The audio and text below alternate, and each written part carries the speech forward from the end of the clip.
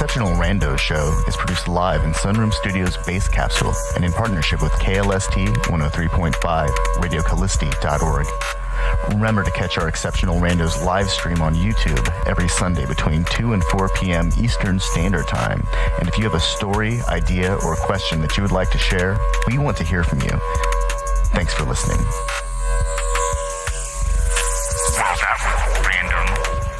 Exceptional Radio. Hey, it's Thursday, the 25th of June, and, COVID is still in full effect, and it's getting worse.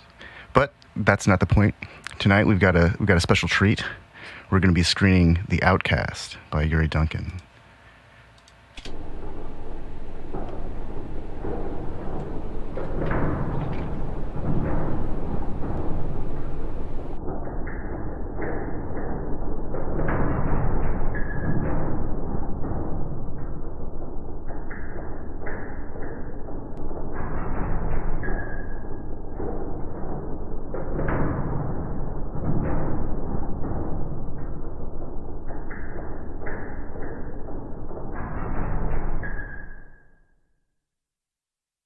My first memory is waking up in the old laboratory.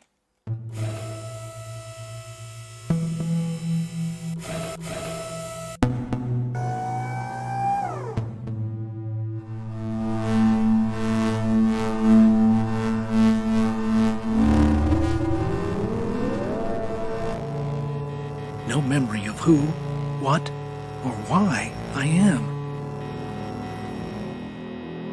The lab was empty. I found a door while searching for clues. I didn't know what was in store for me, but I really had nowhere else to go.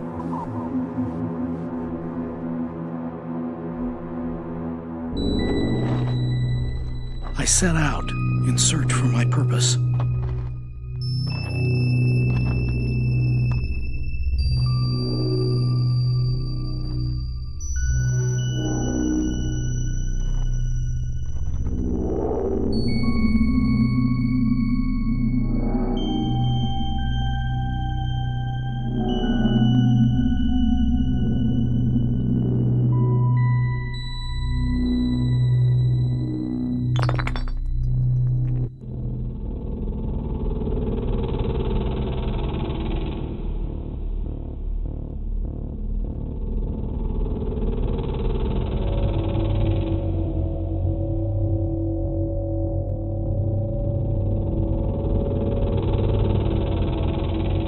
Greetings, friend.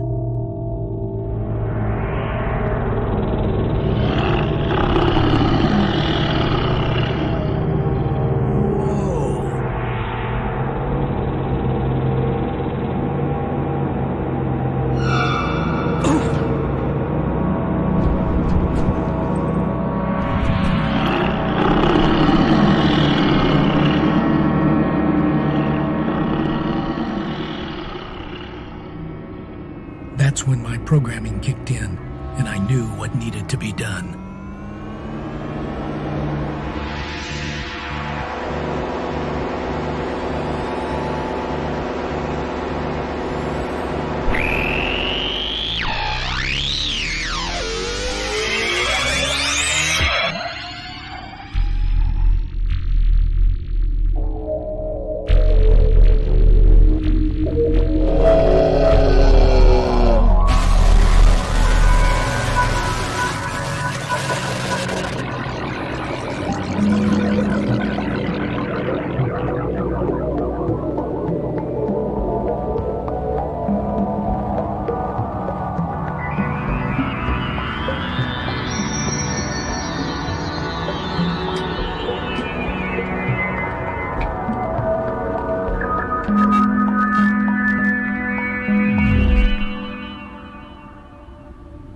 What have I done?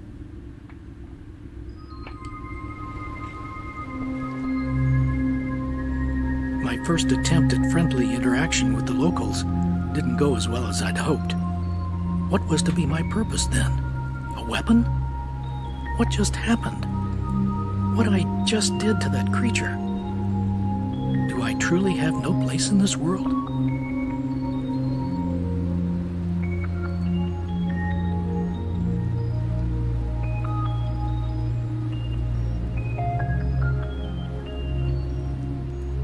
That's when it caught my attention.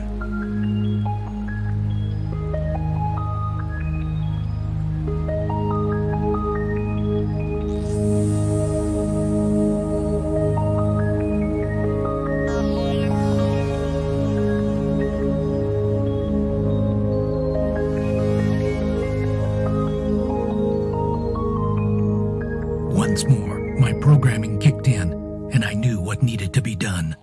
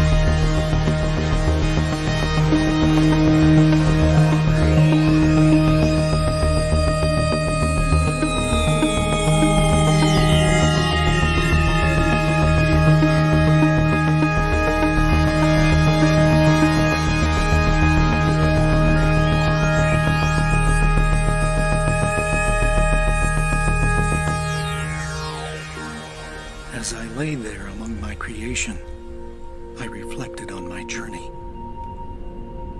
In just a short time, I was the outcast, the friend, the fool, and even the weapon. But in the end, I am the artist.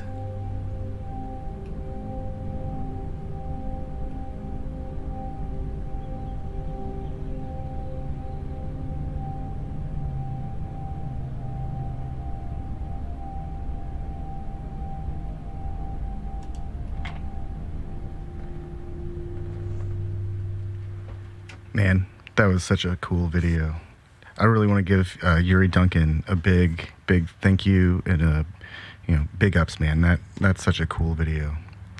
I believe it's won several awards at this point, actually. So we're going to get on with it now. We're going to talk about the complexity of language, and we're also going to talk about the COVID economy, and a little bit about the future too.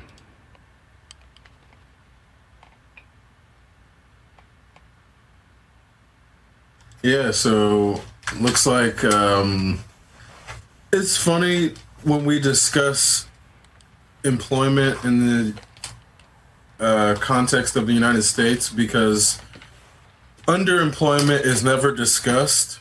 It's always unemployment or jobs, and there's no underemployment that's ever discussed. So it's really hard to tell how many people are underemployed, because that is just never really discussed. At the same time, when they're trying to say that unemployment numbers have been falling for 12 weeks straight, while still acknowledging that there's over 20 million newly unemployed people, there's a lot of dancing around the problem that neither side wants to acknowledge, because they don't really have answers for it, and they're both obviously running into an election cycle. So it's hard to get real solutions. I don't know if politicians ever came with real solutions, but it's really difficult in an election year to get either side to come down on any policy. So it's just an unfortunate timing for this pandemic to hit during an election year and have both sides just effectively talking and not doing. And when I think of underemployment, oh, sorry, go ahead. Thanks. There's also the expectations that have been established by the leadership or by both sides over a long period of time. So that way, those who are seeking employment don't exactly know what to ask for or have this ideal, a goal in mind for where they want to see their lives in X number of years, and aren't even educated about how limited they are en masse in regards to actually being able to accomplish those goals because, as you said, of underemployment. It's also the opportunities that are made available because of the structure of the economy and what the economy is relied upon, and the pervasive reliance upon service in order to prop up wealthier parts of the population. Speaking of service, apparently there's this problem where all the people who are demanding to go out and get served at restaurants are under tipping. Yeah, this is like a complaint that I've noticed on Twitter and on, people are sharing, well, obviously people are sharing it on Facebook, but I've seen multiple variations of the theme of you couldn't wait to go out to a restaurant and now you won't tip. and it's just this really crazy reminder that, these are probably the same people that couldn't wait to go get their hair cut. Mm-hmm. Yeah, this gets back to the whole service culture being broken in the first place, where you don't have to worry about tipping in many other countries because they pay their workers a living wage, and then the actual cost of the worker is included in the food. So it's not this weird system where the restaurant owner gets to they're basically exploiting both sides because they're paying the worker the least amount they possibly can, and then the person who's paying for the food is getting overcharged for the cost of the price of the food, as if the service is included when the service is not even included. Yeah. And most, unless it's like a party of 6 or more or something, when they automatically include it in the tab. So this whole framework of how we eat out is broken, and Americans just are too unwilling to accept change to do anything about it. And they'll just, keep going out and eating and poorly tipping and exploiting the restaurant working class, and then making it seem as if these people are in the best position they could have been on the planet because they don't know any better. There was a restaurant association or restaurant industry representatives that pull a lot of water in Massachusetts.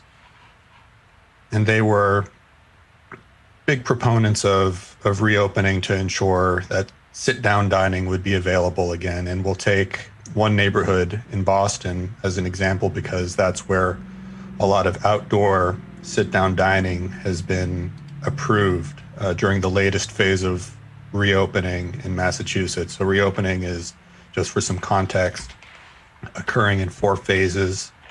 There's confidence that spread will be mitigated because by and large people have been wearing masks, and there's even a low percentage of identified new cases from the period of protests because a majority of the protesters and the demonstrators were wearing masks and actually doing their best to practice social distancing. But that aside, there are restaurants that applied by the hundreds in this neighborhood or even across Boston for permits for outdoor seating. And now regulators of the restaurant industry and of the departments of health are noticing that restaurants are not appropriately following the guidelines and the guidances set forth for ensuring the highest level of safety possible. And they're also essentially going around now and threatening to randomly check on restaurants for which there may be a complaint or just random inspections, and then shutting down the spot without even allowing people to pay their bills, just getting everybody out. So it ends up being, if there's too much haste, or if there's too much focus on trying to get back to what people think is normal, because I think what hasn't happened is a mass acceptance by people who profit from the service industry, and also people who rely on small business models to sustain themselves, that we cannot safely go back to the way things were before the COVID outbreak. Well, and now, I was going to say that I was reading today that WHO is reporting that, asymptomatic people do in fact transmit this disease, and also today CDC announced that based upon their most recent antibody study, they estimate the number of infected people to be 10 times more than what's been calculated thus far, or tabulated this far. So 20 million people probably have this in the United States. And that's 20 million vectors. Yeah, we're I think that we're supposed to have something like 40-something thousand people test positive just today, and so this is like breaking the April records completely. We've already been up at peak levels for the past 3 days, and so places like Montana, which had been scoring really well on social distancing metrics based on cell phone telemetry, they're having problems. And then, of course, places like Florida that opened up with zero regard for people's health, and Texas that opened up prematurely, and Arizona that probably, I don't think I've even read about Arizona ever engaging in a complete lockdown.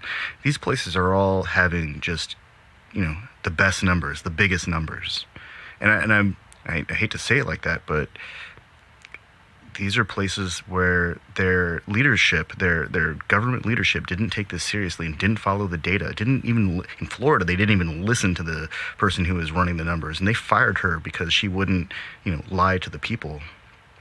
I think it's a really tangled web of, private interests and where they collide with a small subset of the population's personal interests. And now we're seeing the fallout from all of it. Yes, not only are we seeing fallout from failures in local and state leadership in regards to trying to mitigate the spread and essentially turning the existence of the virus into a political discussion as opposed to a matter of public health and scientific data. We're also seeing at the executive level, unfortunately, an emphasis on trying to decrease the amount of data collected to ensure that an accurate picture of the spread of COVID-19, of the coronavirus in the United States, is presented to the public. And that only furthers the possibilities that people in areas that have not been taking precautions and have not been acknowledging the inherent danger to themselves and to their families of this particular virus, it only increases the chances of the spread. And think of the mass exoduses that may occur, because perhaps not everybody in those states feel the same way as the local government or as the local leadership or as the executive leadership. They may not want to stay, but they also may have been exposed because not as many precautions were being taken. So you have the possibility that if people leave or people start to go about the country because perhaps they're told that it's safe to go about the country, that they'll be taking the virus with them. And if they go to places that have a lower infection rate or a decreasing infection rate. Yeah, with laxed containment efforts. Right. There needs to be an alignment nationally of containment efforts. I think it's Jerusalem Post. They keep putting out articles about their labs finding. I think the last time I saw one, they saw something like 30 different strains of this virus, and then or maybe the second to last. And the most recent one I saw, they said that the newest version is more contagious. So we don't even know if the version of this virus that exists in Boston or Florida or Texas or Arizona or California or Oregon are actually the same virus. That's so that's concerning. Oh yeah, I mean,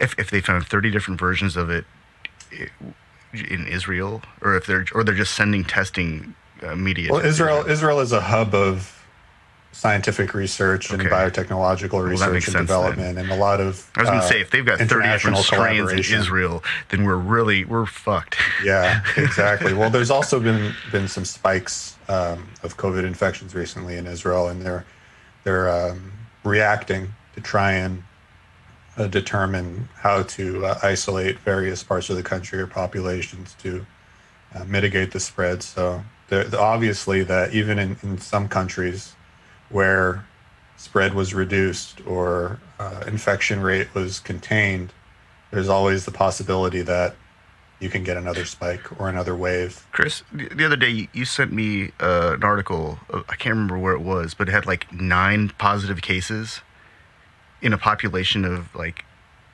10 million people. Oh, right. Yeah, we should expound upon that one. I think it was Papua New Guinea? Yeah, Papua New Guinea, that's what it was. Not out of 8 million people, 9 cases total. So what are they doing? What are they doing in Papua New Guinea? Staying the fuck away from Americans, apparently. Step 1, stay away from Americans. Avoid the gringo. His money, you don't want it. Yeah, because it's got damn near the same population as Israel. Really? It's pretty fucking crazy to see, Papua New Guinea's... Because, even,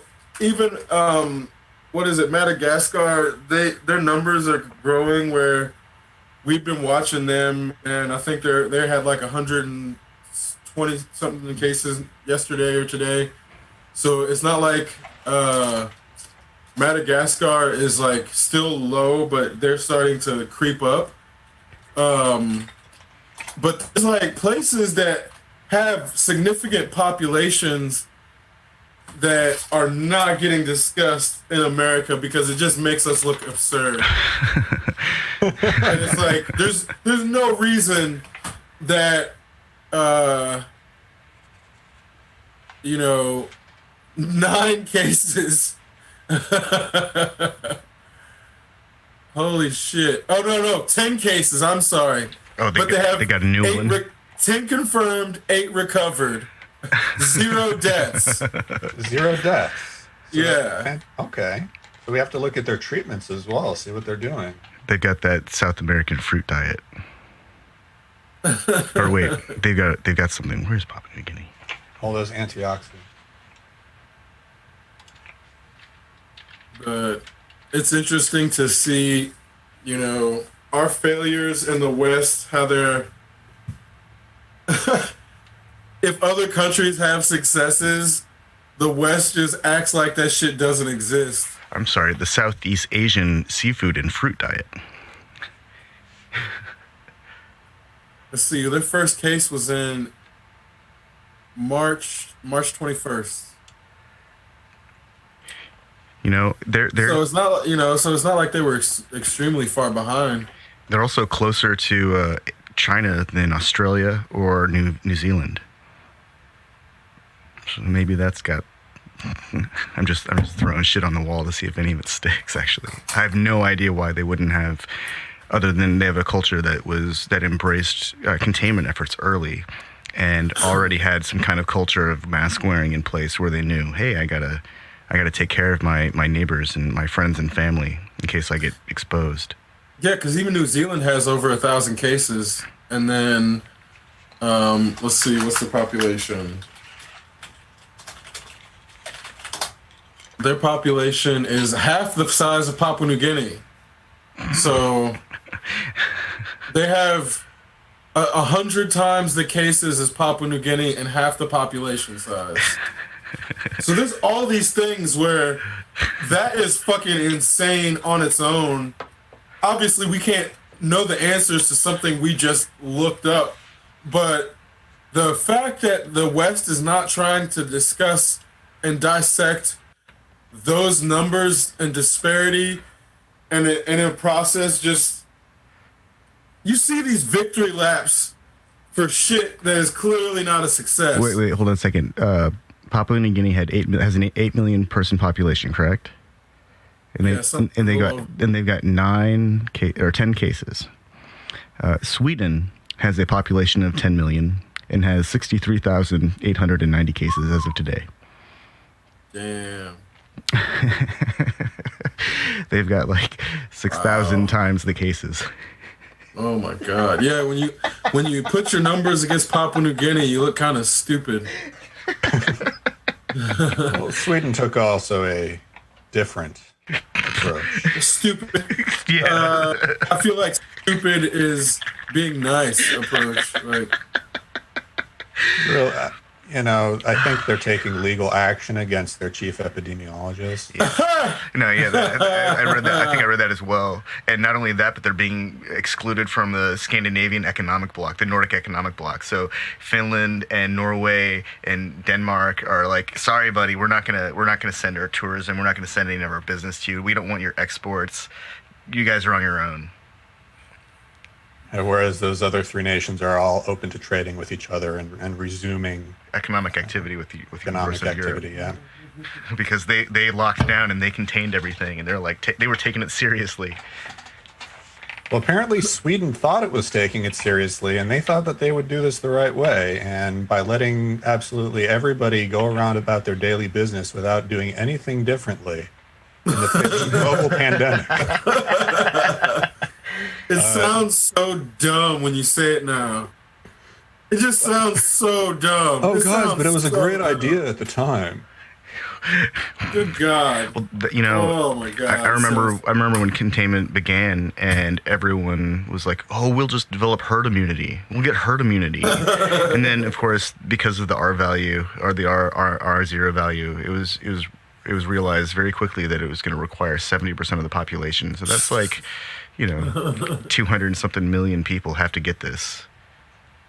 Not to mention the nature of the virus wasn't fully characterized. Yeah. So we have no idea perhaps how many strains of the virus are in Sweden right now. Has it been going into everybody and started mutating? What treatments are they going to be receptive to? Yeah. Well, hopefully they have access to that really accessible steroid that has been used to great success in the United Kingdom. And hopefully they have enough ventilators and ICU beds and containment.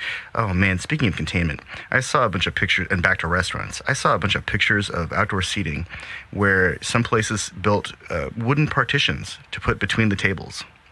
And there was another one, there's a cafe where they just would drape a plastic painter's cloth over the table. I saw one with greenhouses, little glass houses built for you to sit in with a table inside. Oh, so there are these extremely expensive, like $5,000 inflatable plastic domes. Yeah. And people are spending enormous amounts of money to go do group yoga where they sit in their isolation dome bubble thing. And all the while, there are still homeless people sleeping in containment facility parking lot, sporting field, athletics fields in like Nevada. Right? Where's the funding for containment domes for people who do not have permanent housing? Right? Yeah. Well, the crazy part is these people could have done this shit at home. Yeah, they could. And in the process, this is where you see that capitalism is mostly now about being seen. Yeah. If you're not seen, then your dollar is going to waste. You have to be seen in order to get value out of what you're doing or paying for in 2020 capitalism. Because if you did yoga at home in the privacy of your own home, it doesn't count because nobody sees it until you either post it to Instagram or do it in public. And you have to pay for it, otherwise it doesn't count. And that's the weirdest element of what's going on with capitalist culture. It can't last forever, obviously, because especially in light of a pandemic where the people who are so hell-bent on paying to be seen, these are the people that need their haircut first off. Because where the fuck do you need a haircut if you're not going anywhere? If you're not being seen, you don't need a fucking haircut, first off. Second off, there's no reason to spend money on things that you can do for yourself unless you just want to get the satisfaction of somebody else knowing that you can throw money away on those things.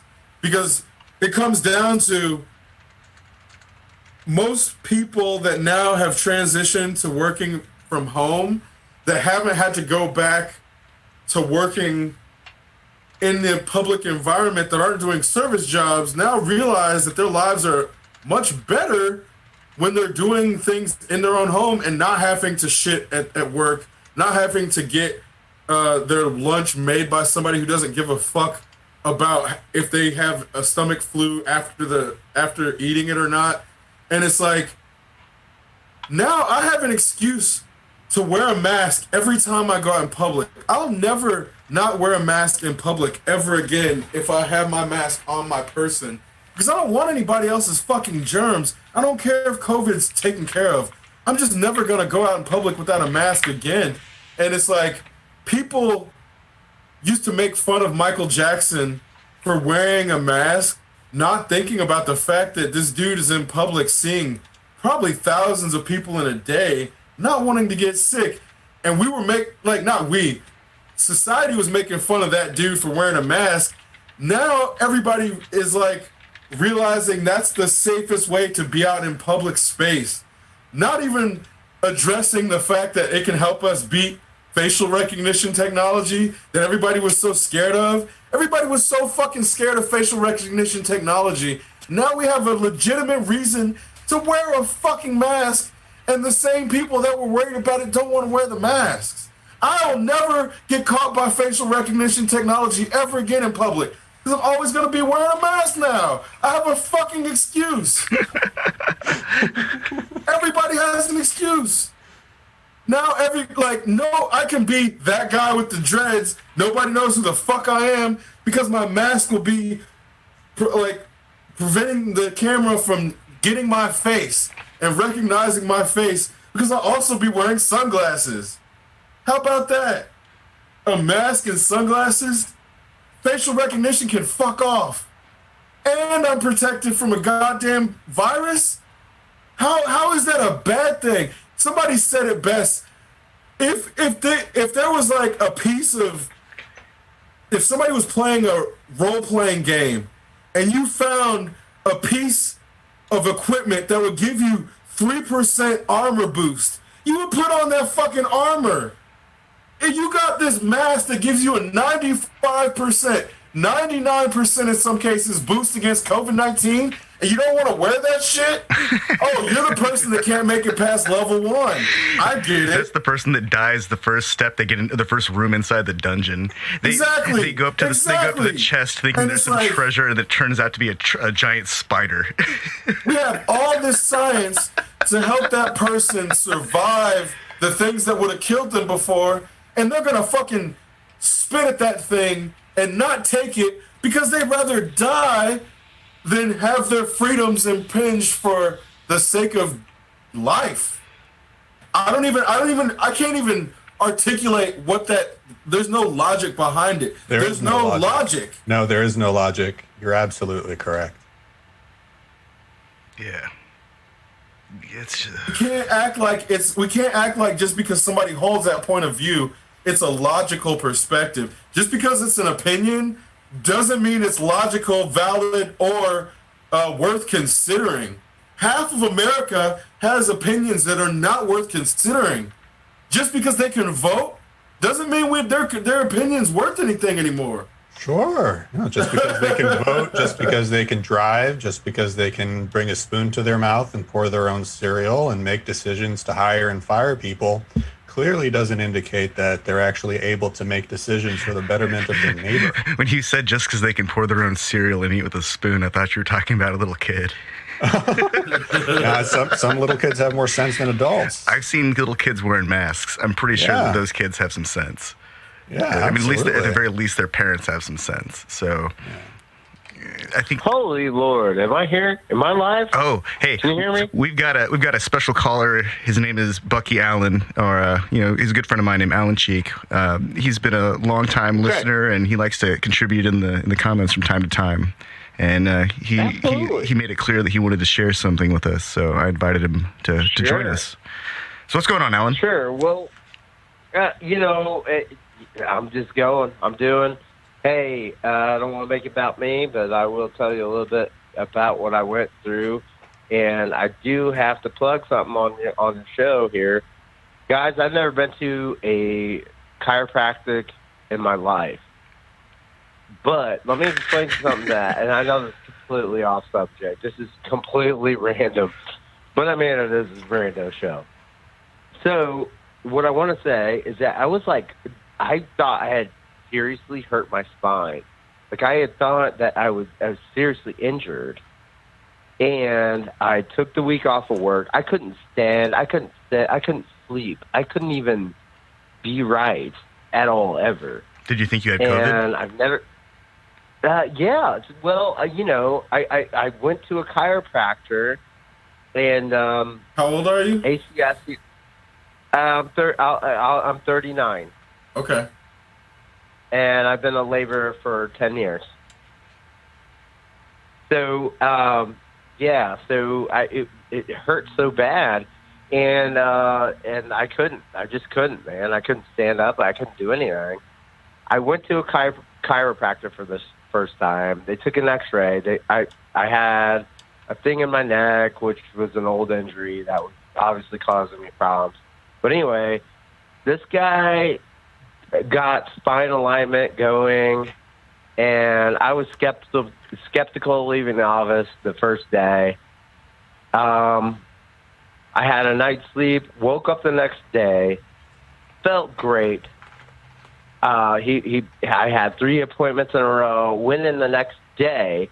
Today I went for my second appointment, and it's same thing. It's like it didn't happen immediately, but hours later, dude, I'm like, what?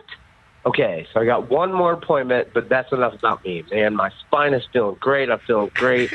I'm ready to talk. Where were you guys at, man? Because you guys are the best at talking about stuff. So let's go. I just want to commend you. Where were we at? I want to commend you first for taking care of your spinal health. I've also gone to see the chiropractor, and I've had. I'm going to recommend it to anyone who has any kind of spinal issue. Go see a health professional. That's definitely see them.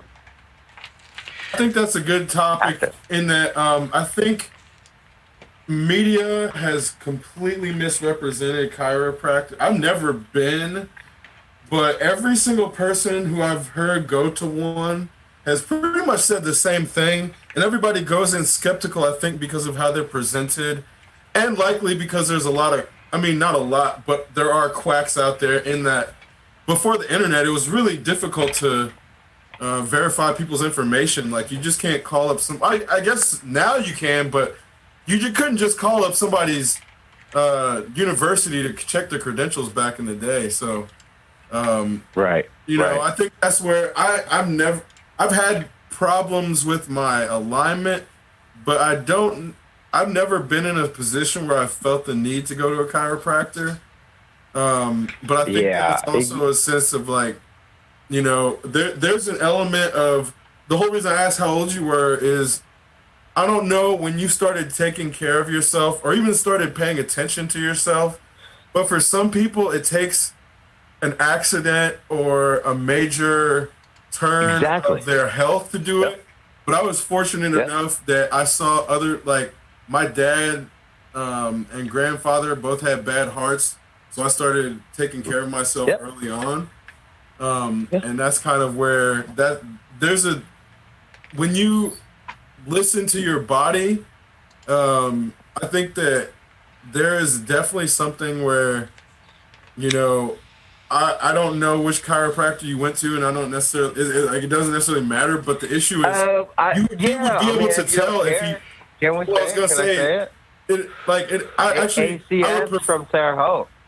I was gonna say. Where I went to. So. Yeah. I'm gonna give this because I feel like literally my back right now, I'm like in jubilation because I have not felt this good. But let me ask you first, have you ever tried acupuncture? I have not. So that's where I would personally suggest people try acupuncture before they go to the level of chiropractor, just because the chiropractor has, like, even though they take x-rays, there is the potential to cause more damage than an acupuncturist. Yeah, well, I digress. I was skeptical. I was skeptical of that. But anyway, enough about me. What I'm What getting at is that the issue is when we talk about health is a very personal thing, and what you're feeling right now is the byproduct of a culture that everybody wants to, like, find a cure, and then once you find something that works for you, it's like, let me share this with somebody else. And that's like, there is a predisposition to do that because the joy you feel, you want to share it. It's not a bad thing, but then it's like, there's this element of, like, what works for one person, like, won't work for other people. And then, well, let me explain to you why I've never been to a chiropractor my entire life and why I was hesitant to go in the first place.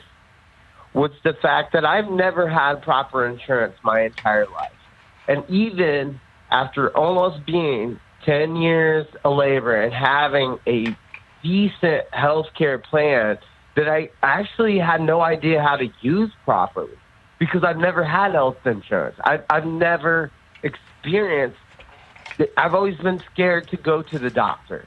Thanks, so Obama. Even after, like, years after I've even had a health care plan that was comprehensible, that worked for what my living wage that I am making, like, I didn't know how to approach a doctor. I didn't know what to go to a doctor and say. And I think I'm starting to get it. I mean, and this is like 10 years after even acquiring said healthcare. I think a lot of people have that same experience, man. I don't think you're alone in that experience. And I think that's good to talk. This is a good topic of discussion, just because I think a lot of people are in the same boat where they're like, when they finally do get the insurance, they don't know how to use it because they've been without it for so long. Now they're scared to go to the doctor, and they don't, like, some people will have insurance. I know someone who died because they did not want to go to the doctor even though they had insurance. That shit happens to people.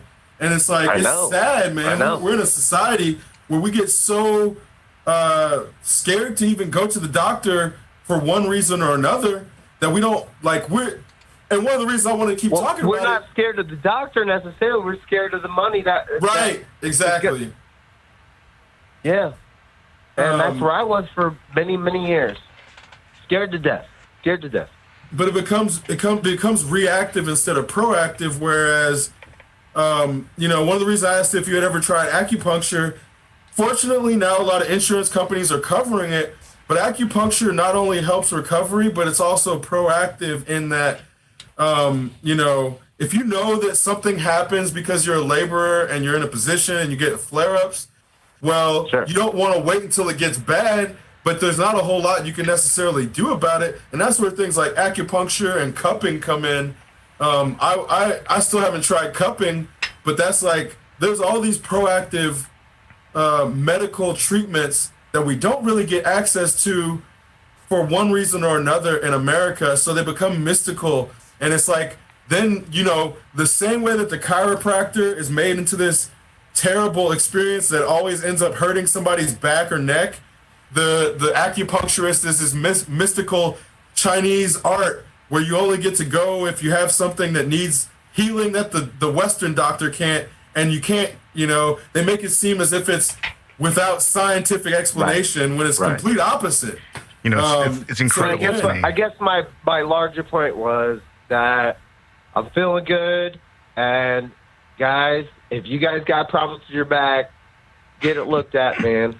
Get it looked at, because if you're not feeling good in your back and you're going ugh and ooh to stand up and doing things that's like every day hurting you in a little way. You just get used to it more and more every day, just like everything. And if if something hurts, you get it checked out, man. Get it checked out. And that's I hope that we can live in a society one day that, if somebody's, got an ailment, that it's like, no, get it, get that checked out. Like, get that fixed, get that done, But anyway, enough about me. What the hell were you guys talking about? Let's go back to the main. Ian, what were you talking about? We were talking about the COVID economy and how there are certain reactions to this situation that have been, how did Chris just put it? Stupid. That's right. Stupid. Sweden's reaction was stupid. Brazil's reaction is stupid. Let's see which other countries have made horrible, stupid. Isn't Brazil's leader just a complete fool? Oh yeah. Yeah, he's a classic strong man who has no background in executive leadership. He doesn't have any. He's just a bully. He's a big bully. That's why he and Cheeto Mussolini are so perfect for each other. Right. They don't act with. He doesn't act with the best intentions for the civilians of Brazil. He is just trying to make some money. And Brazil. Would you think that the political movements of our country replicate, or not necessarily replicate, but resonate throughout other governments throughout the whole world? Most definitely. And why would you think that's true? Definitely the right wing. Yeah. Definitely the right wing governments, and I've seen it when I've been abroad. In that, the more right wing a government and its support base is, the more the nationalist rhetoric out of the United States gets repeated there. Except and China. It almost becomes the they fall in line with whatever it's either coming out of Britain or out of the United States, and it's pretty in lockstep. But that's also why it's it's basically the Nazi resurgence. Except they were never gone. It's just people who thought the Nazis were gone are just finally starting to be aware of the Nazis that were in the law enforcement around them, in the government positions around them, and that's where it's like I hesitate to discuss it in broad global terms for the fact that I don't want it to seem like the United States is telling people what to do, but it's more like the United States will say something and then the right-wing governments will just see it and duplicate it. So it's not like the United States is giving orders. Or Yeah. No, I completely, I feel you on that. I feel like it's like they're doing this mirror image thing where they're like, okay, well, let's just mirror what these guys are doing. And I think we're, for a long time, we did sit.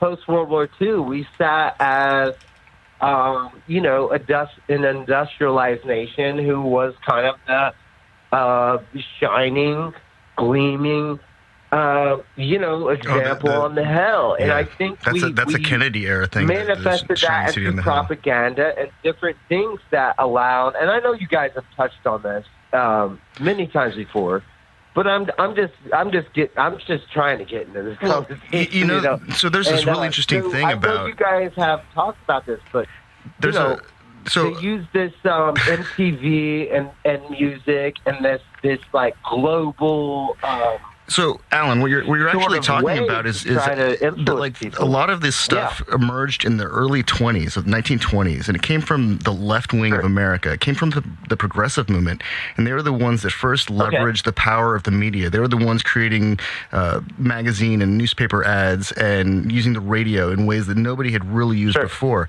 And they were shaping the way that the government was going to manufacture the consent of the population. There's a Noam Chomsky essay that describes the process of manufacturing consent. And this was actually the template, this is the neoliberal template that was used by Nazis. They followed the American playbook from the get-go, and in terms of how to organize an economy and how to organize a working class and how to keep them working and keep the machine going. So there've been they've been handing off this playbook all over the place, and it's really just an extension of colonialism. It's a way to, like, when slavery, when the Emancipation Proclamation was laid out and finally delivered to the rest of the country a couple of years later, England, they were like, oh, well, we gotta do something about this too. They also abolished slavery around the same time, but instead of allowing slavery to just disappear, they just moved the practices, the industrial practices that were being developed in the United States into places like India. This stuff is true. This stuff is all really absolutely. There's a really profound history. And it's not even right or left anymore. I mean, the right wing and the left wing in this country are part of the same bird, as it's been pointed out, and it's really just neoliberalism and colonialism and imperialism all wrapped up in different suits. They've got really nice tailors now, and so. Well, I was gonna say one of the things that got touched on was there's two things that actually got touched on. When you're talking about the industrial period where it used to be a beacon, that period did exist. But the industrial production period was a small window before the outsourcing period started, and also the 80s was when cable television and cable news started. So it's like there's a couple of things happening at the same time where. What was it? The Turner News Network started around the same time as the outsourcing. And by the way, I just gotta say, I love how you guys do your homework on this shit, because I really appreciate you guys' program for the fact that you guys actually research what the hell you're saying before you decide to say it, and that is very refreshing. That is awesome.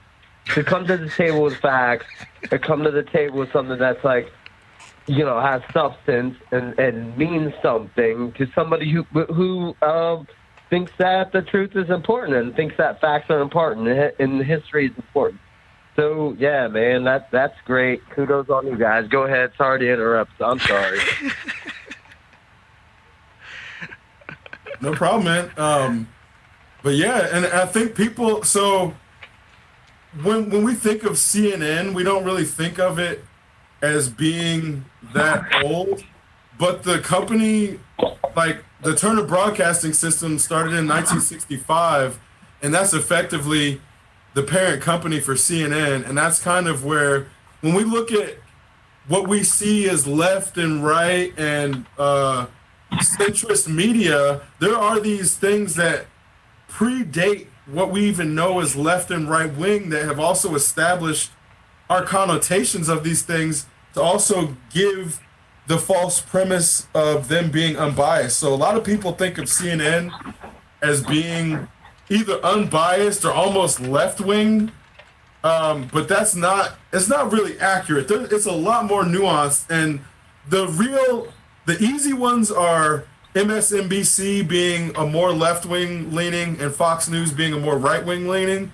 Every news outlet has its biases, but then that's where, then you get into the Associated Press and what that's supposed to be and represent, which really doesn't necessarily have anything to do with news broadcasting, but what ends up happening is Associated Press stories get broadcast on news networks, and then people conflate Associated Press stories with what's happening on the news. So it's really easy for people to think of the media as one giant entity, because then once you find out there's like 6 major entities that own all the little subsidiaries. So it's like it's a really complex network of ownership that doesn't really allow for unbiased views to emerge. And then what ends up happening is, so say you're listening to something like Exceptional Randos. Well, as soon as somebody picks up that we have an audience, they'll try to throw money at us to say, oh, we want to get sponsorship. Like, for example... And you wouldn't take that money. Well... Who wouldn't take that? But the problem is, once you have money, then you start having caveats attached to it. So then that outlet can't say anything in the same way as before. So you really can't have... So you can't say anything against each other. So, but what I'm trying to get at... That's a great point. That's exactly what's wrong with Citizens United. That's what has destroyed our government. The lobbies have destroyed. It's not even just the government.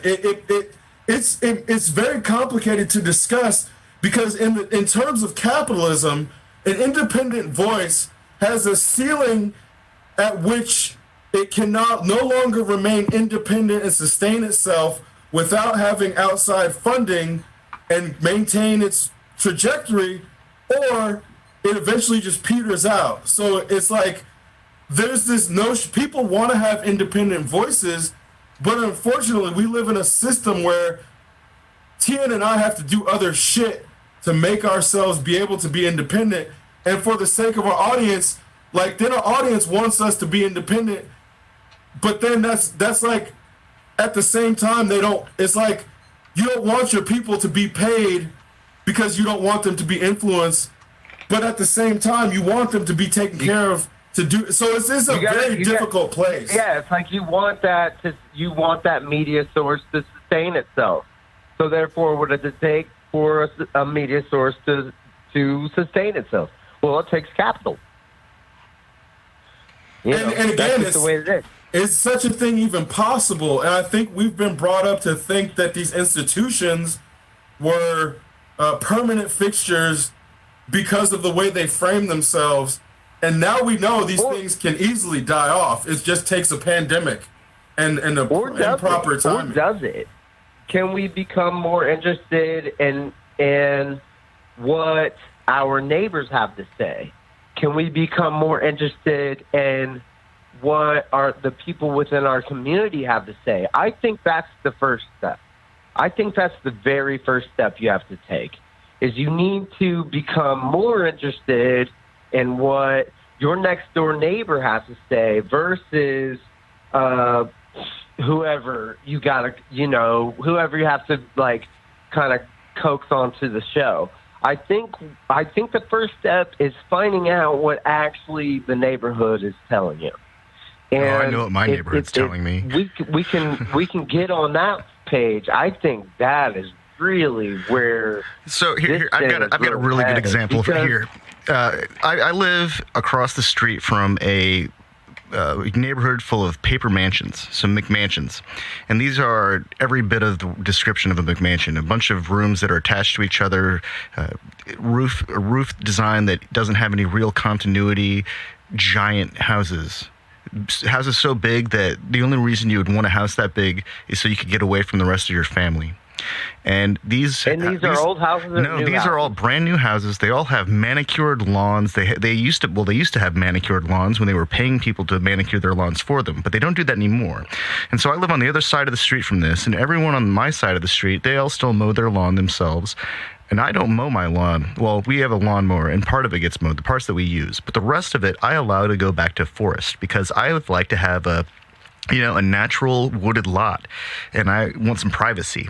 And I've been told by previous neighbors, they say, "Are you going to do something about that?" And it's like, no, I'm on a 12 to 20 year plan to let my yard go back to a forest, because it's going to be really fucking awesome. No, I'm not. And well, that's the thing. In the 50s, I'm pretty sure it was in the 50s, that's when this whole culture of got to keep the lawn mowed kind of spurred up. It's when there was a period of economic growth in the United States after World War II. People had money, they bought fancy houses, houses. They lived in suburbs. They didn't want to look like they were some hick from the country who didn't keep their shit up. And so all of a sudden, everyone was mowing their lawns. It's this effort to keep up with the Joneses because they saw the people with the fancy estates having their lawns cared for by someone else. And that's not the way it was. That actually correlates with the decline of the honeybees, too. But it's more agriculture than it is that. But still, yeah, you're right. Absolutely right, man. But keeping up with the Joneses. That's what we got to do. I don't really care what my neighbors think about my yard, though. Keeping up with the Kardashians, which is like hilarious because there's no way you can keep up with the Kardashians. Well, I think one of the daughters is like a billionaire from a makeup line. So, So I mean, they apparently. Yeah. I mean, they can poop excellence, and that's okay. I mean, that's all right.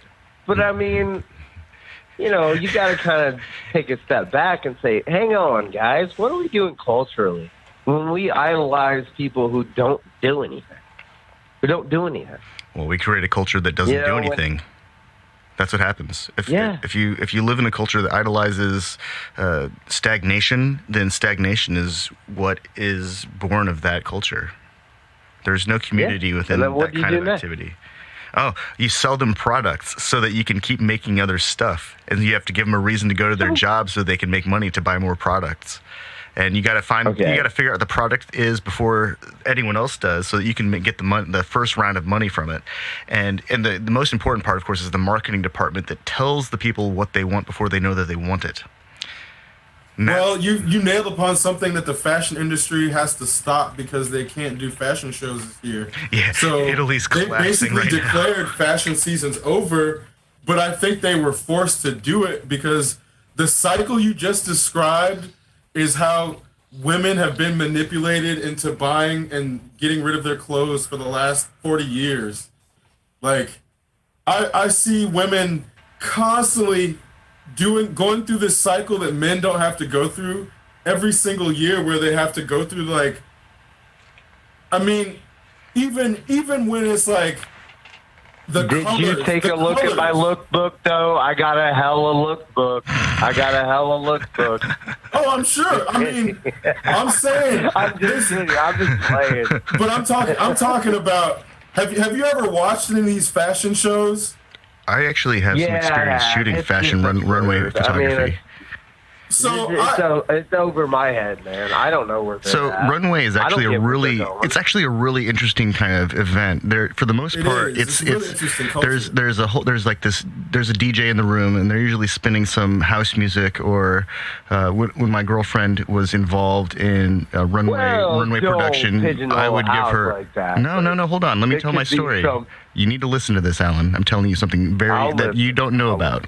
Okay, when my girlfriend would organize runway event, I would make her like a dubstep or a drum and bass mix, and it was always different. We always had to tell the models to walk slower because they were trying to keep up with some drum and bass, and that's not going to happen in heels. But here's the thing, right? These young women will get put up in a costume, and it's pretty much like a walking coat hanger. You got to remember that they have to look a certain way. They can't sweat. They can't smile too much because it might change the way the makeup looks. And then they've got to go out in sequence to the beat. They've got to not miss a step. They can't, if they twist their ankle in one of these giant, like 5-inch heels, they're going down and they're going to get hurt. They might even fall off the runway. And so they get down to the end of the runway, they hit their poses, they turn around and they walk back, and that's it. And it's like, 5 hours of prep for 30 seconds, maybe a minute, maybe 2 minutes if it's a really long runway. But that's it. And then they go backstage, and if they have a second outfit, then they have to change like instantly. And they've got maybe a couple of minutes because there aren't that many girls. That's why they have to wear so many different outfits. But when they've got 20, 30, they're just lined up. It's like one after another. It's nonstop. It's a really strange display of opulence. Absolutely, I won't take that away. And that's just the show, because the whole reason I watch is for the construction in the process of making clothes, because I don't think a lot of people actually think about the clothes they wear, let alone the design aesthetic that goes into them. Because when you see the design aesthetics that don't catch on and the things that aren't wearable and the avant-garde and the haute couture and all the different, recycled materials, The refashioning stuff. That's like all the different approaches to making clothes and how these things are deciding what people wear on a yearly, almost decade basis, because a lot of people don't necessarily change their fashion. That's the culture that appeals to me. But then you see shit happen and the trends emerge in these shows before they hit the mainstream, and that's how you see like trends being made and people not even realizing where they're coming from, because it's like, there'll be a bunch of different fashion shows every year, but the one in New York or the one in Paris, there may be a specific look that becomes the hot thing for the year, that if you knew which model you were you would have seen the thing that all the girls are wearing for the rest of the year. And then that's where it's like the way that culture it used to ripple down from the top. Now I don't think they won't have that capacity, because they're not able to bring people together to focus on New York Fashion Week or Paris Fashion Week. And now it is going to be coming from the bottom, and this is where now all of the influencers that were positioned to be decentralized influencers are now taking the reins. But it's like, because now you have all the people, they're doing this shit from their homes just like us. There's not a difference between the ESPN everybody's broadcasters. home is different, though. Everybody's got different homes. That's true. So but their homes might be different than my home, whereas my home is not privy to maybe some of the things that those designers might have in their home. So, I mean, I might be able to sketch while they might be able to sit and design on complex equipment, and maybe phone their friends and send something over their way and say, hey, what's your mirror on this? And so yeah, I mean, it is what it is. Fashion is what it is. And the thing I'm going to say on fashion is that I've been watching a really corny ass show, and I don't know if anybody's seen it. I hate to plug shit on this, but I've been watching this show on HBO. It's called Betty, and it's like poorly produced fucking kids or whatever. I'm sorry for the F-bomb. We swear all the time. One thing they did get right in this was and I'm not really sure. I got to research more into this show, but I watched it straight through last night, and I was like, that made no sense, but it made a lot of sense. And so I gotta research who the producers were of the show and who the actors were. But they broached upon the subject of fashion modeling, which I thought was quite cool. And what they actually did was they broached upon the fact of they want to take models and take them exactly who you are and juxtaposition exactly who you are and what you're doing and change it exactly 180. They want to make it awkward because they want an original feel to it. And they want to just change you like that. And like, that's original. I have changed you, so that is original. And bam, that's the stamp. And, I don't know, man. I don't know how I feel about all that. Because I really think that is an exploitation. I think that what you're doing, the modeling industry is absolutely exploitation. It's a machine that looks for a certain size of model because it's easier to make a small sample-sized outfit than it is to make an outfit for a normal-sized human being. So they create this they create and perpetuate this myth that models have this certain look, and this contributes to the beauty myth. And this is a very damaging concept within Western society, that to be beautiful you have to be a certain height and waifish thin and no smile and maybe only be able to survive on, a 3-piece lettuce and bread, open-faced sandwich, no butter, guava toast. No, not even that.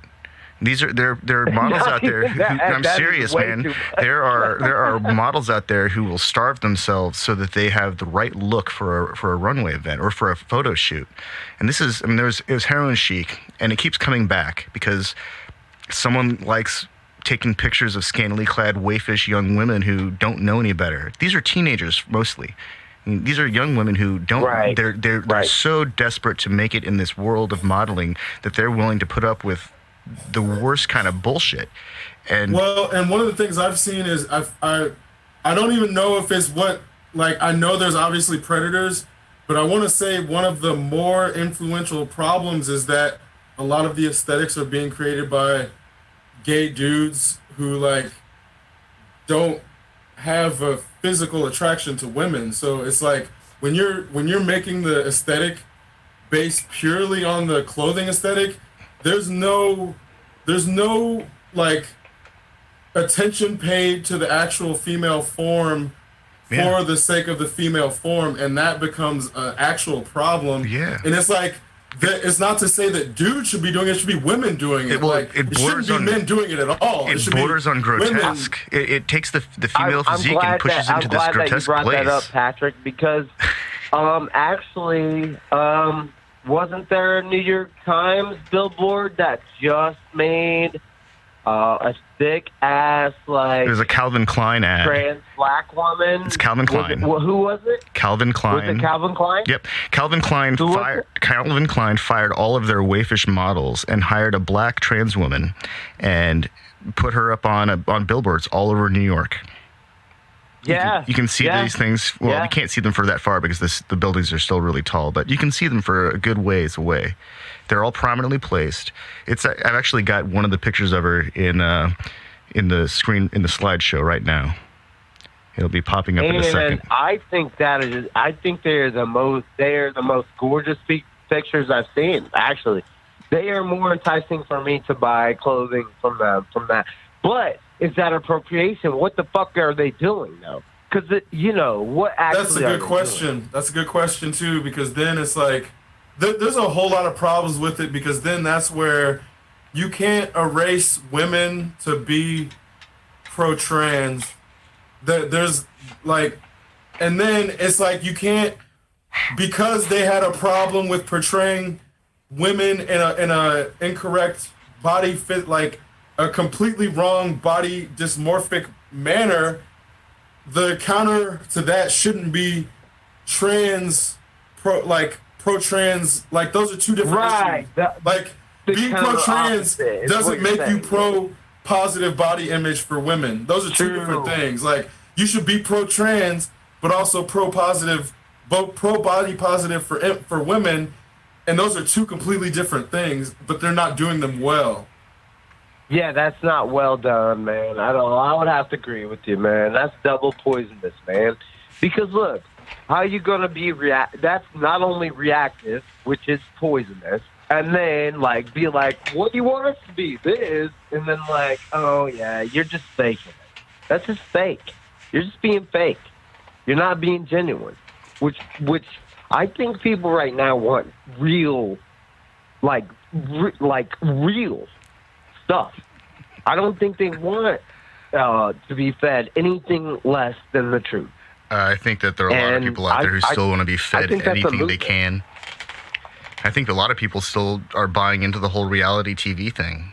I think that's what people want more than ever. They want things to be normal again. There are enough people out there who want things to be normal that they're willing to sacrifice the general safety and health of the community. Oh, well, I would agree with that. because we've got a record spike in COVID cases, and it's just Oh, yeah, we the last do. several days it's right back up to peak numbers back from April. So there's we flattened the curve, gentlemen. We flattened it from 20,000 to 40,000.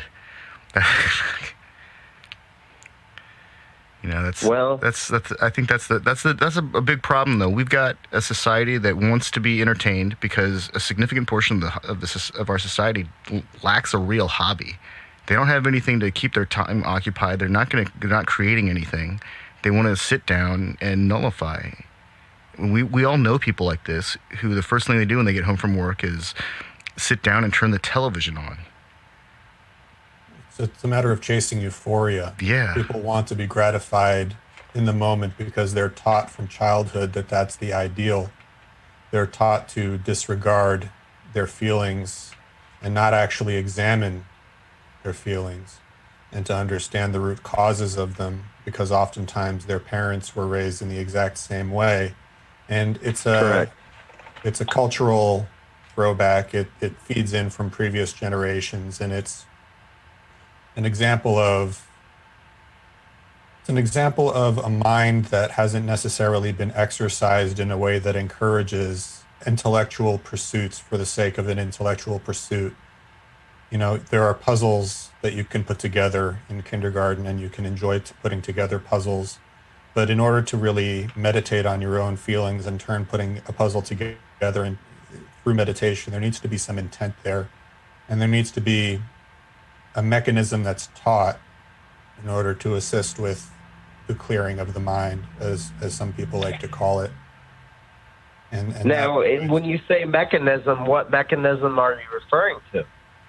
So you can learn through various tools. So it can be carpentry. So if we're talking about hobbies, there can be somebody who's a carpenter, who's somebody who likes putting together buildings or bird feeders, and to a certain point, their ability over time to bring the hammer down, to hammer a nail in, becomes perfect, becomes an ideal biomechanical movement that they can do without necessarily thinking. The zen of birdhouse construction. I'm sorry? The zen of birdhouse construction. Exactly. There can be that kind of principle incorporated into anything. For instance, I like to move my body in Tai Chi or in yoga, and through that I achieve a certain level of mental clarity, or some people might call it emptiness, but I wouldn't deign to really say that I understand what emptiness actually is. But getting back to the image of somebody constructing a bird feeder, when somebody has the capacity to create something and their body can move independently of their mind, then they're free to essentially meditate or to focus on things that wouldn't normally that they wouldn't normally think about. And that can be why it's so calming for somebody to go fishing. That could be why it's so calming for somebody to play tennis. There are varying things that people can do. Some people find that kind of clarity through skydiving.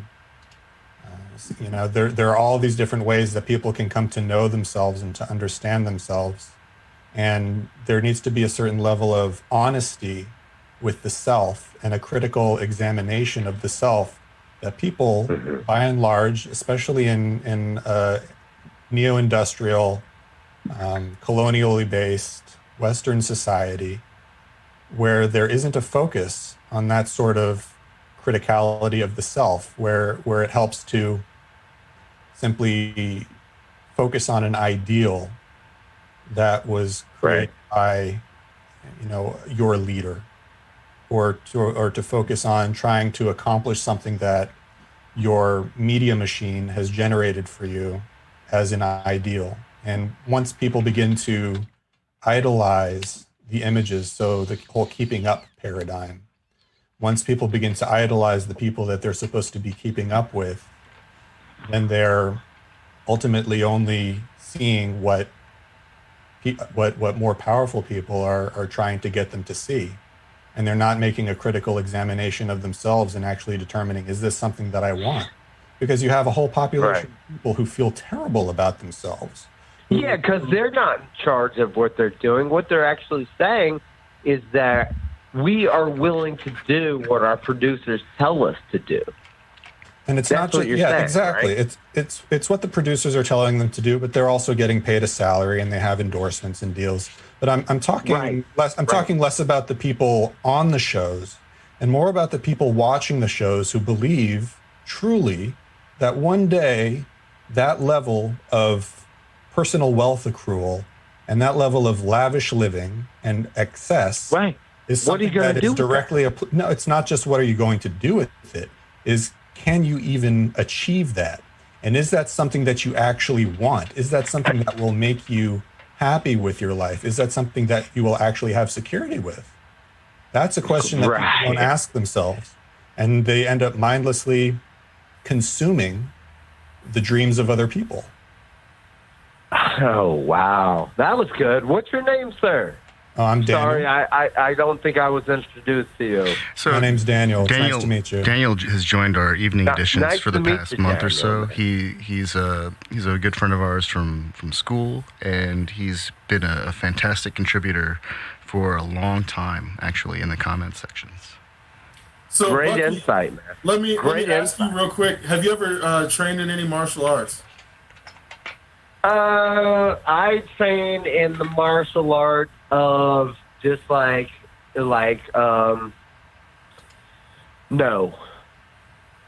Well, the only reason I ask is because one of the things that Daniel touched on is something that I think people end up sort of learning in the martial arts. It is not a specific art, but what ends up happening is because you don't really get any monetary reward from it unless you end up competing at the highest level, and even then, it's not real monetary reward. Martial arts are a lot about personal achievement for the sake of knowing that you can do something, and there's not a whole lot of external validation from it. And that's where I don't think a lot of people get to do things in which they get internally validated to learn what that feels like to not need external validation. And that's where I think that's like, it don't have to be martial arts necessarily, but there's not a whole lot of things that can get internal validation. Like, do you build like I have internally validated myself a lot of times over my life, and I was wrong sometimes and I was right sometimes. So that's how that goes. And I don't know, some people like me, some people don't, and I've come to grips with that. And I certainly appreciate you guys having me on the show, obviously. And man, it is what I is, man. I am my thing, dude. I like house. I've gone through my struggles. I've done my stuff, and I told you about my fine struggles. I am very surprised. Hey, Alan, are you still organizing house music and techno music nights? Yeah. You do? Yeah, actually not widespread though. Yeah. What I am actually doing, I'm working with a local guy right now who's he's old school, John Scott, and you might have heard of him. He's a techno guy. Yeah. And we're looking to but we're gonna throw a techno event at an disclosed location, CBA, and it'll probably be, I don't know, it'll probably be like Labor Day weekend, and I know everybody's got plans for there. It's hard to throw a low-key event on Labor Day, but we're gonna try to do it. That's awesome. Where it's at. That's awesome. Other people will. So, you guys will know. Yeah. I mean, I remember. You're in the know, you'll know. I remember you used to show up at all the parties in Bloomington way back in the day, and I remember going to some events that you organized at. I love to go to parties in the day, man. Love to. That place in Terre Haute, the Verve, where you and Tommy had the booth way up high. That place was also awesome. I just remember you used to throw some really good events, and so I mean, if you're getting down again sometime soon, man, I definitely want to know. Well, I'm trying my best, and I don't know, man. I don't get no younger, but I don't get no older either. I guess I do, but hey, I do what I can, man. I do what I can, brother. And I got everybody's back, and hey, I love you guys. You guys got the most informative. Like seriously, you guys are throwing down facts that. Like you just don't see. You got some good facts on this stuff, which what I really appreciate about it is that you guys are like, okay, here's the reference right there. What do you want? What do you want? There's the fact. There's the reference. What do you want? And that you're doing your own fact checking, which I really like. I really enjoy that, and that's very refreshing to me. And I really appreciate you letting me call in, guys. Thanks for calling in. Thanks for listening, brother. Yeah, man. Thanks. Nice to meet you. Have a wonderful one. No doubt, man. I'm a big fan. I like what you guys talk about. That's great. Appreciate it. Appreciate you. All right, I gotta go. Take care. One of the randos.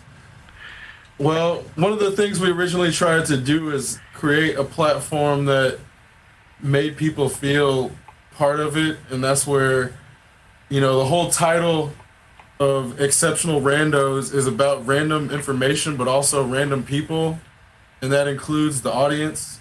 All the audience are randos, so that's kind of where, again, it's like this was part of the plan. Behind closed doors, I like to refer to the audience as the Rando Nation.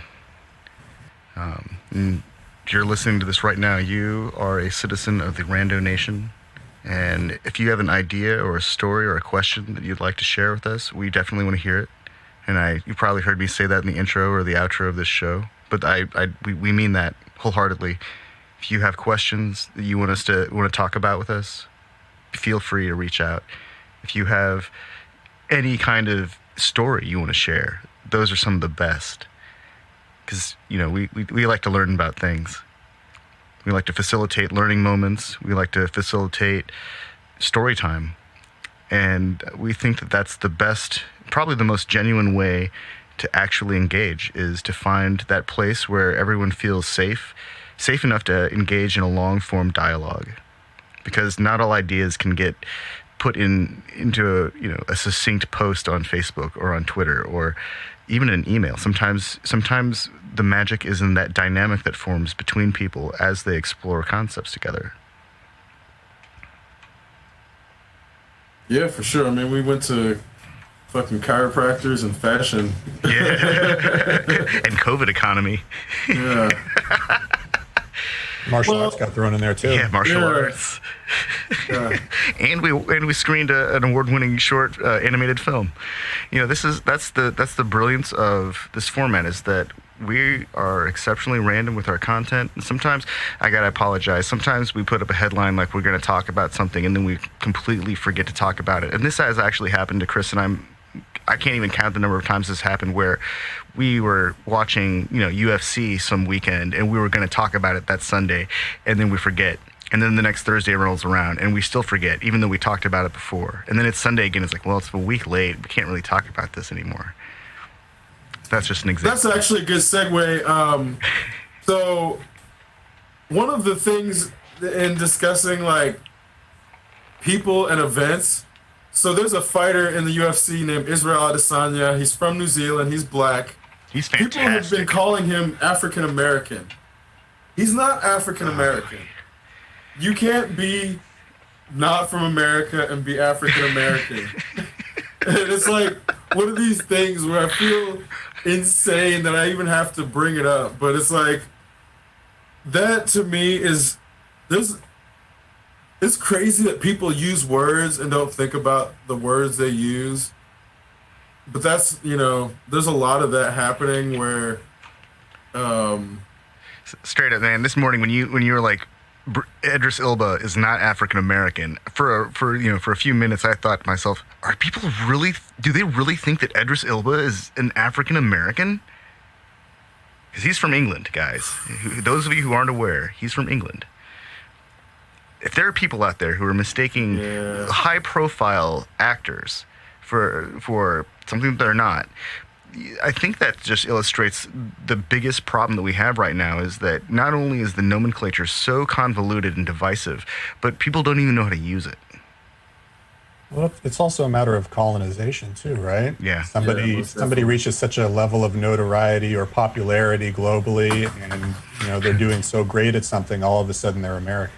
One of our guests, Rashid, described Idris Elba as the black community's Chuck Norris, which I found really interesting because Chuck Norris is definitely an American, and so in a sense, the way that I interpreted it initially, and I know Rashid pretty well, but the way that I initially thought about it is like, wow, he became so famous. He became not just an American, an African American, but he's also transformed into Chuck Norris. That's like, oh yeah, all black people on all continents claim him.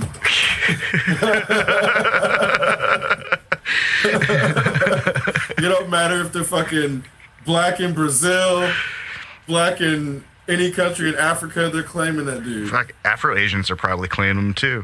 Probably so. Well, it's like Lupita Nyong'o.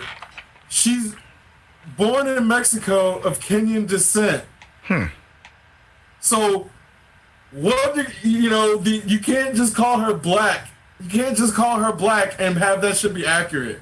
Like, that's where our nomenclature and lexicon is so broken because of colorism and colonialism. Central African American? Whoa. Africa. No, that doesn't even work either. I can't get the central in there without fucking it up. No, because it's not Central Africa. No, it's Central America. Afro-Central America?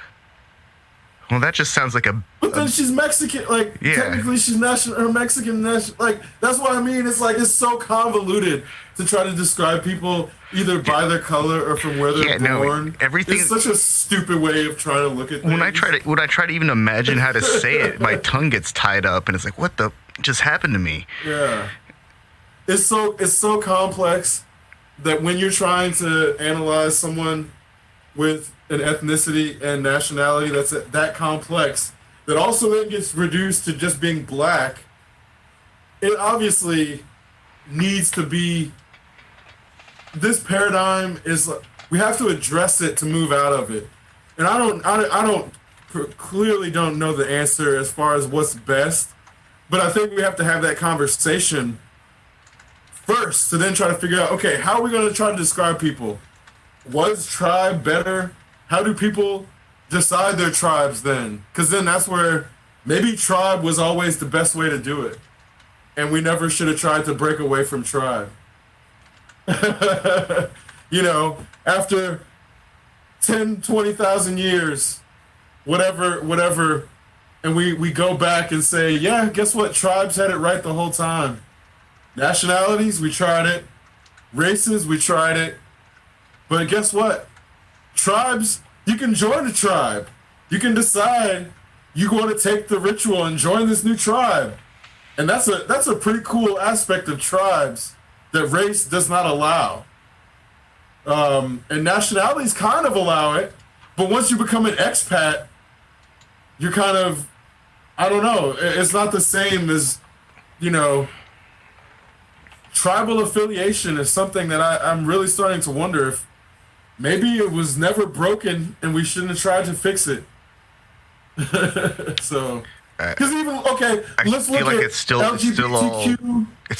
commodification of culture. It's all an extension of for sure the free market. It's just an excuse to commodify, extract resources, and then once the resources are extracted and there's nothing left, you just discard it because it's done, and then you move on. And they move on to the next whatever it is that everyone is interested in. Commodify, rob the culture of its wealth, and move on. This is colonialism. This is neocolonialism in the form of consumerism and creating FOMO.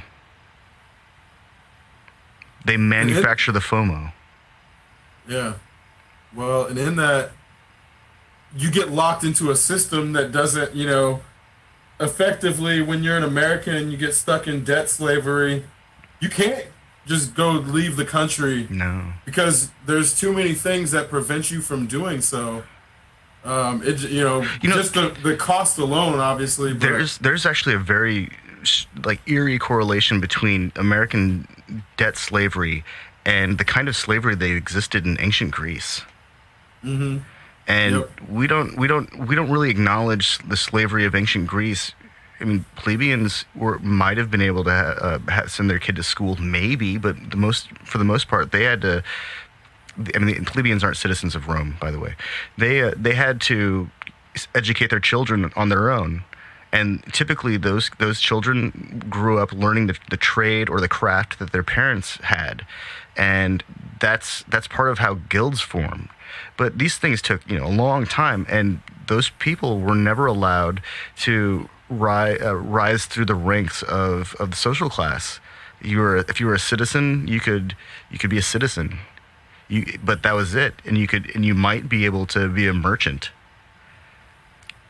Then this hasn't changed. This is the standard for operation. They just keep changing the names. Indentured servitude was essentially the same thing, and if you didn't finish your servitude, oh boy, did you owe the plantation owner or the company that brought you over. Yeah, there are broad parallels to the current culture of indebtedness in the Western world, especially in the United States.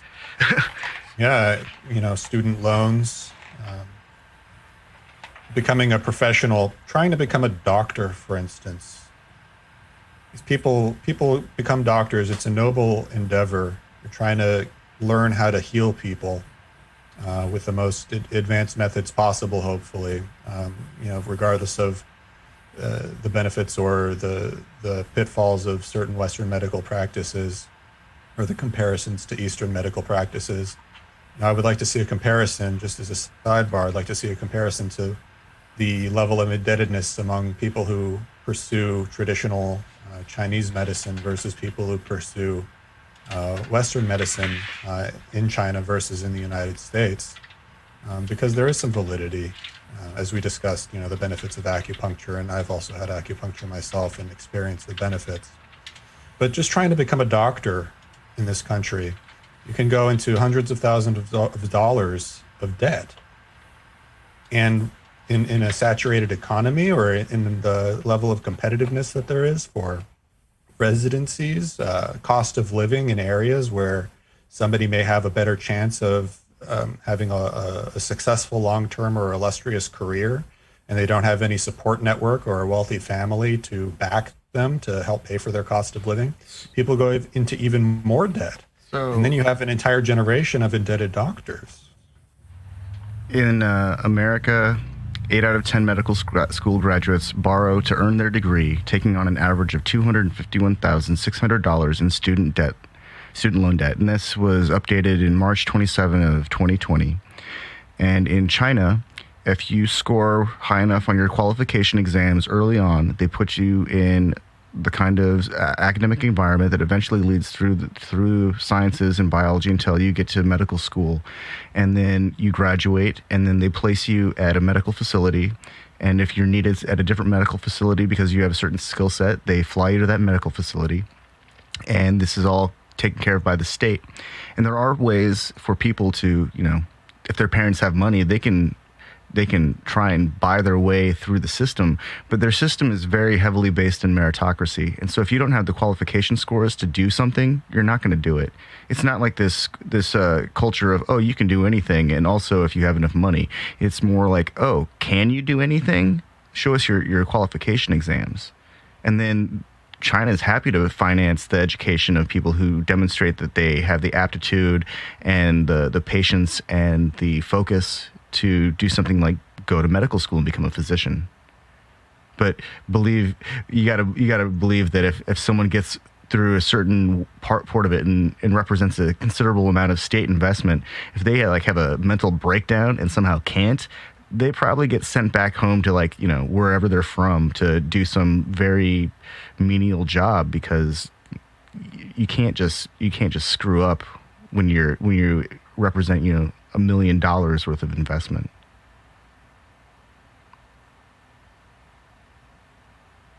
That's an interesting difference in paradigms there. Yeah. Go up into your eyeballs in debt, or represent the investment of your state. So it's a matter of someone being able to invest in themselves and pay off that, or get a return on that investment that doesn't necessarily pay dividends immediately because they're busy using their salary to pay off their debts and feed themselves. Can you imagine how stressed out somebody would be in that situation? And I mean, that goes for just about anybody in that position. People who go into debt for various reasons. I mean, it's literally a culture of debt that's pervasive. It's the promise of future labor. So the promise of future labor, exactly. And people, it goes back to the idea of financial literacy on a broad scale. People are encouraged to open up credit card accounts. These 0% APR rates, or these zero interest rates that last for a specific period of time. And if they don't understand that they have to continually, basically starts a cycle of their credit getting checked over and over and over and over again, or opening and closing an account, or transferring balances, trying to take advantage of offers again and again and again, that actually takes a toll on somebody's credit. And it makes it harder to get a credit card that actually allows you to maintain the lifestyle or the level of the ability for you to actually pay off your balance. The ability to express financial mobility and exactly the ability to express liberty. Financial mobility. It locks people in place. People essentially establish a ceiling for themselves that they're not able to pass. I have a ceiling that I'm not able to pass. I have a credit score of 823. I'm very careful with my credit card usage. It's a very complex system that is not taught in school. You have to learn this either the hard way or somebody explains it to you. And I don't think enough people have it explained to them properly, because, credit card debt is a very real thing. There are real-time charts on the internet that'll show you, like, how much credit card debt exists in this country, and it's actually pretty scary. The total amount of debt, I think, that all the citizens of this country have, plus how much the government owes to other governments, it's just an astronomical figure that I don't think anyone can actually conceptualize. It's that big. I mean, we're talking trillions here, so it's obviously huge. And absolutely, Chris and I have gone over the thought exercise several times. Let's try to envision, big numbers, and it's pretty much impossible once you get past like 1,000, because then you're talking about containers of numbers, and it's just too big at that point. Even 1,000 is probably a challenge to adequately envision properly. And it's also, these numbers are so huge, and the rate at which they grow outpaces the actions being taken to decrease them. The balances are so massive, and people's personal credit balances, or the collective credit balance of one credit card company for a specific demographic that makes a specific salary every year, that relies on the use of credit cards in order to sustain their day-to-day living. These credit debts are not built to be forgiven by the company. In fact, it's designed to have a more or less a higher interest rate to prevent people from paying them off fully. And by just paying the minimum every month, the balance increases exponentially over time if people end up spending the same amount. So it becomes a slow bleed of somebody's personal finances over time, especially if they don't have that level of literacy going into their credit card-based endeavor. Well, it's something that really only happens to poor people because they're the only ones that get affected this way. Yeah. Mm-hmm. They want you to spend to a point where what you owe every month, just the minimum payment, and like 10% of what you owe is enough that it cripples you financially. That's what they want. They want people to be in a place where the only thing they can do is work and pay off credit card debt, because every month that additional fee, those extra charges, they just completely prevent economic mobility and economic freedom. And it's a very insidious cycle. And these things aren't taught. Credit card awareness, financial literacy is not taught in our education system until you're old enough to pay for school. Yep. And by then you might be on the verge of taking out a $50,000 loan to pay for school and not realize what's going on. Yeah. It's predatory at its most basic form, and it's allowed. It's not only is it allowed, but there was a guy who is running for president who fought really hard to make sure that student debt loan couldn't be cleared out when filing for bankruptcy, when that's the one thing that prevents people from actually, fixing their lives. And it's not like you can just declare bankruptcy and go get a loan and buy a car or buy a house or something. You got to fix your credit.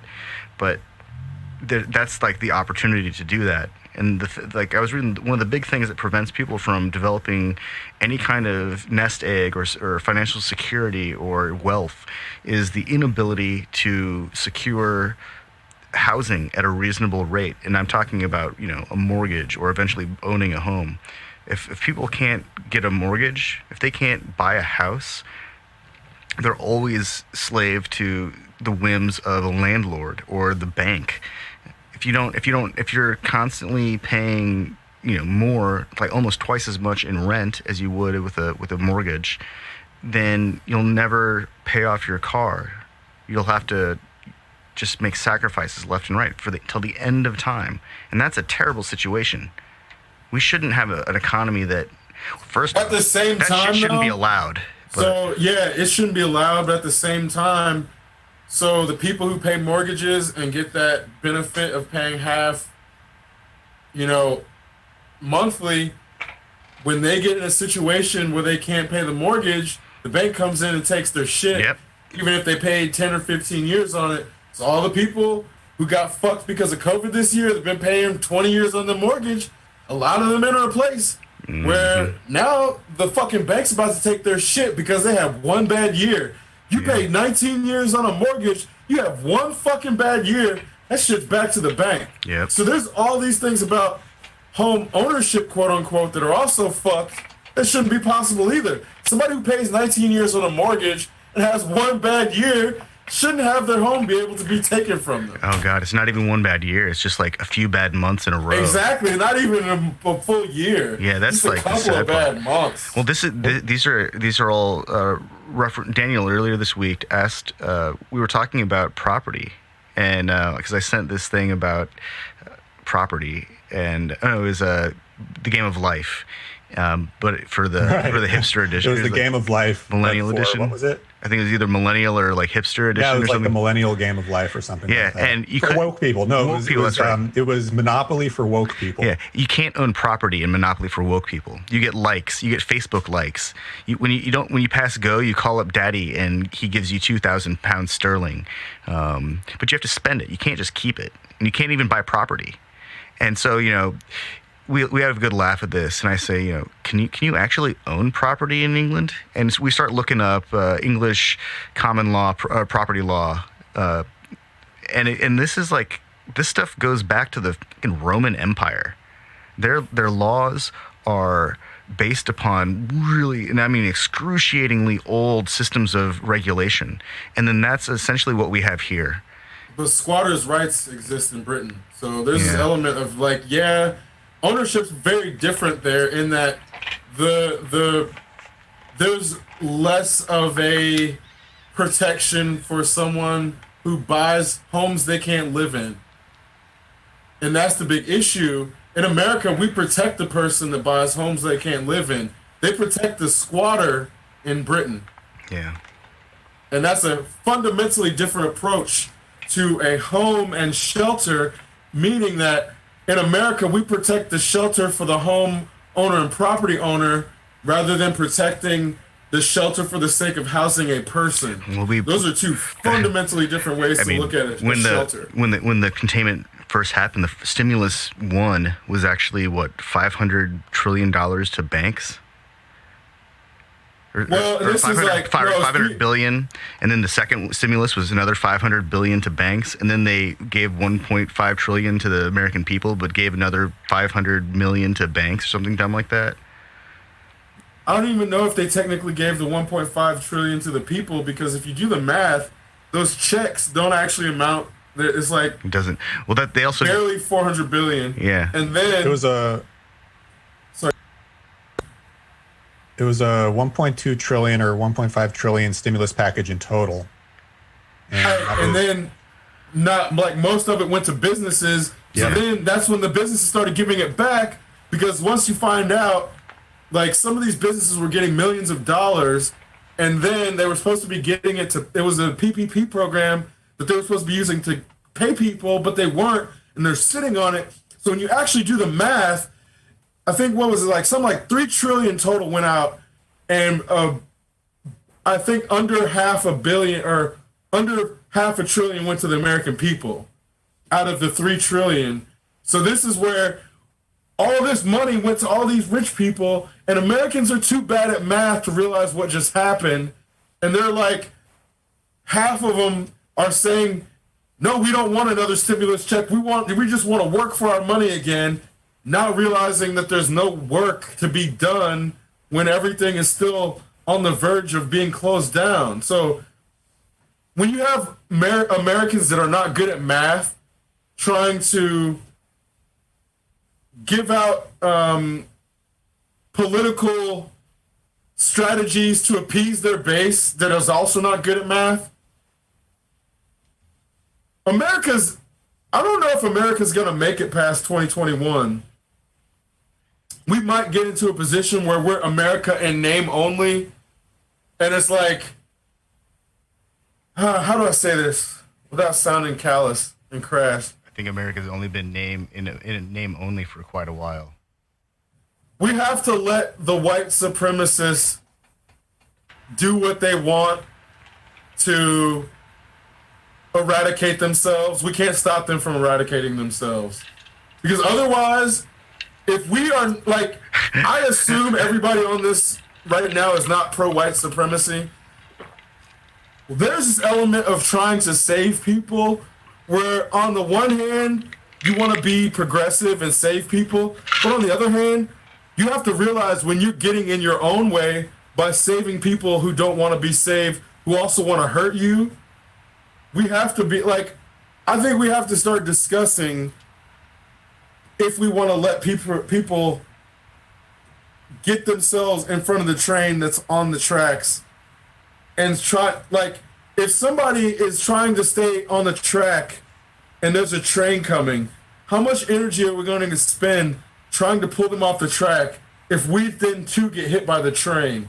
And that's where I'm like, we're getting to a point where we have to walk away from the track. I think. I don't know. I like this analogy because with the culture that we have, if you tell people don't get close to the train tracks, they're going to say, hold my beer. It's my right to get on those train tracks. That's right. I don't need no mask. That safety line ain't for me. Well, we also have to look at white supremacy as a mode of thought, as a means to condition people that's existed just as long, if not longer, than America has been in existence. Most definitely. Oh, way longer than America. If we look at the history of something like eugenics in the United States and the way people were basically stratified according to the color of their skin or their phenotypes, their outward physical traits, and then using the template of white supremacy to determine somebody's worth to society, we're seeing essentially the same things play out over the past several decades. I mean, we're seeing the same thing kind of play out in very broad strokes right now, and in kind of over the megaphone right now. And it's been made abundantly clear by the scientific community, by people who have a more forward-thinking mindset, by people who are more open-minded or more flexible, who just seem to be genuinely just more intelligent, I would wager to say, or at least capable of critical thought. that is unbiased by, vitriol and by the idea that the color of people's skins determines their worth. It's time to just give that up. And a lot of people we're seeing just do not want to give that up. And it's a very specific demographic, and we're seeing them make a lot of noise. And, it's basically determining the future of the nation right now. Yeah. There are a lot of factors at work here. There are a lot of old interests at work here, too. I think that the process of, what did I say the other day? This onion has a lot of layers, and we still don't even know what's inside of it. And it's going to make us cry the entire time. There's so much to this thing that we haven't even begun to unpack. The entirety of Western civilization itself is so deeply encapsulated, like those Russian dolls.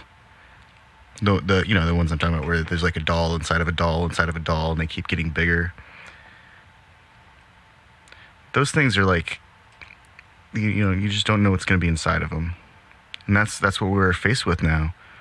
We've got a society that's wrapped up so heavily in consumerism and it's imagined history, and it's imagined communities, and it's imagined relationships, and it's reality television, and it's reality this, that, or some other thing. None of those things are even real. They're just made up to distract people, keep them from being creative. And when we consider like the impermanence of life, how life on Earth especially, or life in the universe, is really just like a fraction of a fraction of a fraction of a fraction of the time scale of the universe itself, and how we're only here for like less than a blip, like an infinitesimal amount of that time. There are people out there who actively seek to prevent people from living their lives. The totality of their lives is spent preventing other people from living. And those people are encouraged. We give them golden parachutes and huge bonuses. It's just kind of sad. Well, and in that context, I think that's where we can't let people be too mentally restricted by the system in which they're placed to say that you can shape your local environment to be something that makes you feel bigger than yourself. And part of that is like, it doesn't have to be necessarily building something, but what people need to realize is they have time. As long as you're breathing, you have time to do something that has impact. It doesn't have to be political. It doesn't have to be, in a specific industry. But as long as people know they have time and are able to work with that time, that is working within the paradigm in a way that they are not taught to be empowered. It's like everyone's taught you need to go pay somebody to build something for you so you can feel better about yourself, rather than building yourself or your environment around you to get that reinforcement. And I think that's the same, it don't have to be expensive to make you feel good, and it don't have to be seen by 1 million people to make an impact. And in that, people need to realize that, what they do can have an impact as long as you make an impact with intention. You can't let your intention be co-opted by a capitalist system.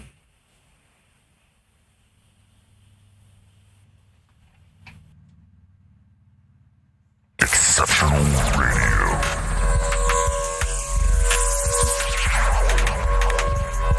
Exceptional Randos Show is produced live in Sunroom Studios' Base Capsule and in partnership with KLST 103.5, RadioCallisti.org. Remember to catch our Exceptional Randos live stream on YouTube every Sunday between 2 and 4 p.m. Eastern Standard Time. And if you have a story, idea, or question that you would like to share, we want to hear from you. Thanks for listening.